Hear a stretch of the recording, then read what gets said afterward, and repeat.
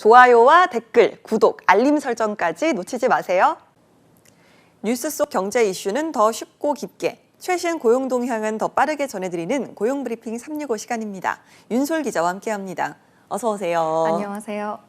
네, 오늘 어떤 이슈가 있을까요? 네, 직장인 여러분들께 질문 한번 드려볼게요. 오늘 하루 평안하셨습니까?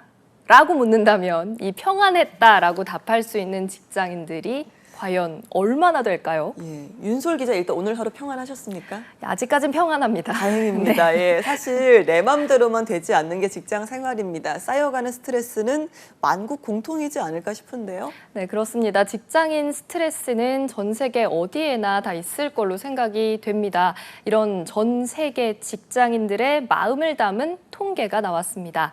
일하면서 스트레스 받는다라고 답한 비율이 2년째 최고치를 기록했다고 합니다. 왜일까요? 이슈픽에서 짚어봅니다.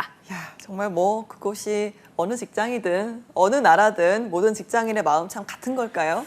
네, 그런 것 같습니다. 미국 여론조사 기관 갤럽의 조사를 한번 보면요. 지난해 전 세계 직장인들 이 가운데 44%가 스트레스를 많이 받았다 이렇게 답했습니다.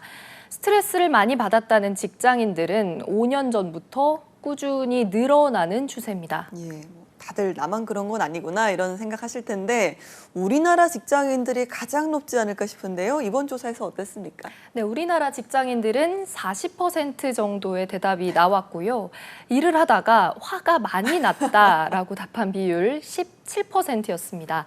일본은 42%가 42%로 나타났고요. 직장인 스트레스가 가장 높은 지역은 북미 지역과 동아시아 지역이었습니다. 의외로 스트레스를 가장 많이 받는 나라는 튀르키예였는데요. 68%나 됐습니다. 반대로 우즈베키스탄과 키르기즈스탄은 15% 정도로 가장 낮았습니다. 예, 생각보다는 한국 직장인의 스트레스가 의외로 많이 높진 않았습니다. 가장 근로시간이 긴 축에 속하는 나라잖아요. 다른 조사에서는 스트레스 지수가 굉장히 높다 이렇게 나오기도 했던 걸로 기억을 하거든요. 네, 이 스트레스를 받는다라는 기분이 사실 각자의 기준마다 조금씩 다르죠. 그래서 조사마다 또 조사 대상 표본마다 차이가 발생하는 것 같아요. 한국이나 일본 직장인들은 본인이 신체적으로 스트레스를 많이 받고 있는데도 성격상 그렇지 않았다고 인정하지 않았을 가능성도 있고요.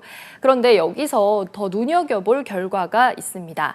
바로 전 세계 직장인들에게 회사 생활과 일을 얼마나 열심히 하고 있나 이 몰입도를 물어본 겁니다. 네, 근데 이 몰입도가 높다라는 건 어떤 기준으로 보고 있는 걸까요? 네, 자신이 맡은 일을 의미 있다고 느끼고 또 다른 직원들과 유대감을 형성하고 있는 이런 수치들인데요. 생산성과 직결되는 아주 중요한 요소로 꼽힙니다. 그런데 전 세계에서 몰입하고 있다라고 답한 직장인이 전체의 23%에 불과했습니다. 한국의 경우 12%로 동아시아 지역 평균인 17%보다 유독 낮았습니다. 네. 반면 반면 일을 하고는 있으나 심리적으로는 일에 몰입하지는 않는 이른바 조용한 사직 유형의 이 비몰입, 이 측면에선 전 세계 직장인의 59%로 대부분을 차지했습니다. 예, 그러니까 몰입하는 직장인의 특징은 다른 직원들과의 유대감도 그렇지만 또 생산성도 높다고 했는데, 자, 비몰입 직장인의 특징 어떤 걸 좀 꼽을 수 있을까요? 네, 이 유형에 속하는 직장인들은 이제 맡은 업무 중에 최소 한도만 소화하려고 하고 또 동료들과 심리적인 거리감을 느낀다고 합니다. 요즘 표현으로 이제 영혼 없이 다닌다 이런 이야기가 좀 적절할 것 같은데요. 또 조용한 사직의 반대 유형도 있습니다. 바로 시끄러운 사직이라고 표현되는 분들인데요. 회사에서 제 할 일을 제대로 하지 못한 채 불만만 퍼뜨리는 분들을 여기에 이렇게 속해서 이야기한다고 합니다. 통계상으로는 18%로 잡혔습니다. 네, 그러니까 낮은 몰입도를 가진 직장인의 조용한 사직 유형과 또 시끄러운 사직 유형이 포함이 되는 겁니다. 합치면 수치가 상당히 높네요. 네, 그렇습니다. 이 회사 생활에 몰입하지 못하는 탓에 전 세계가 이 정도의 비용을 감당한다는 게 이번 조사를 담당한 미국 갤럽의 분석입니다. 비용으로 한번 환산을 해보면요. 8조 8천 달러, 우리 돈으로는 무려 1경이 넘습니다.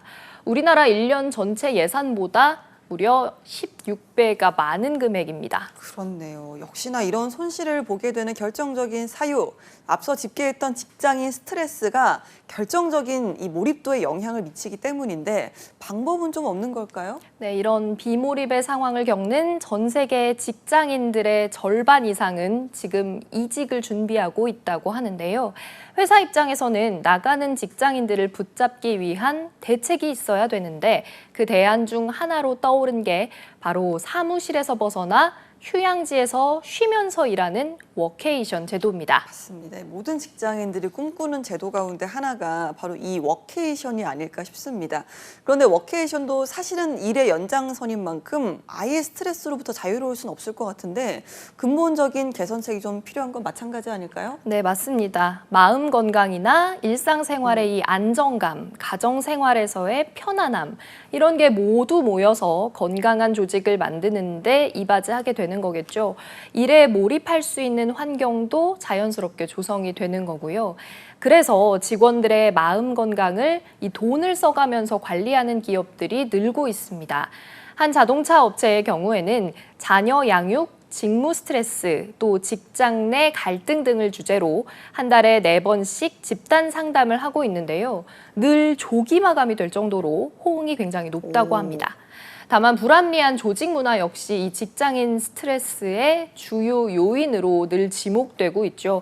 이 부분도 동시에 개선하는 노력이 필요해 보입니다. 네, 알겠습니다. 자, 한 컷 이슈 어떤 소식 준비하셨나요?